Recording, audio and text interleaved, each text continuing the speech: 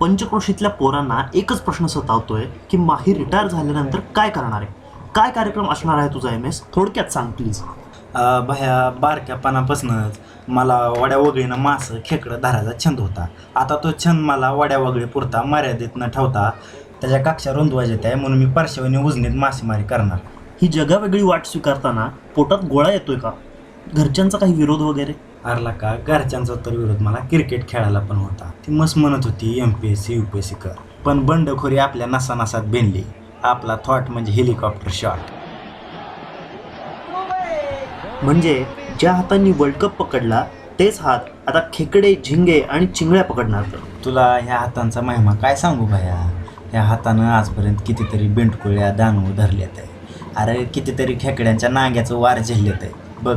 ह्याच्या खानाखुना आज पण ह्या हातावर दिसतेत आहे तुला. म्हणून मी माझ्या पंचायत समितीकडे 4 वर्षापूर्वी मागणी केली होती की मला मासं धरायला गलत द्या, तर त्यांनी कालच ती पाठवलीत आहे. आणि महत्त्वाची गोष्ट म्हणजे त्यांनी टेबलाखालनं आटाने पण घेतल्या नाहीत.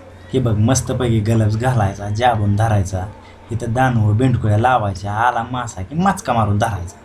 अख्ख्या सोलापूर जिल्ह्यात असा प्रयोग कोणी केला नाही. आता पुण्याच्या मेरिटमध्ये उजनीचंच मासं जाणार. पण मासे धरण्याचं तंत्र तू कुठे शिकला आहेस काय? तंत्र लका माशाला पवायला आणि माहीला मासं धरायला कुणीच शिकवू शकत नाही. नाही म्हणायला सायमंडाच्या अँड्रूकडे मी 2.5 महिन्याचा डिप्लोमा केला आहे आणि प्रॅक्टिस तर मी स्टंपाच्या मागं दर मॅचलाच करायचो.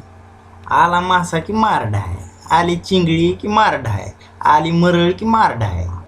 हां, तयारी तर जोरदार झाली बघ. आता म्हसोबाच्या कृपेने तुझ्या सगळ्या इच्छा पूर्ण होत MS. आणि मला झिंगे आवडतात, तर टेंभुर्णीमधून लवकरच झिंग्याच्या एका झिंगाट पार्टीचं आमंत्रण येईल अशी आशा करतो. हां, नक्कीच करूयात आपण.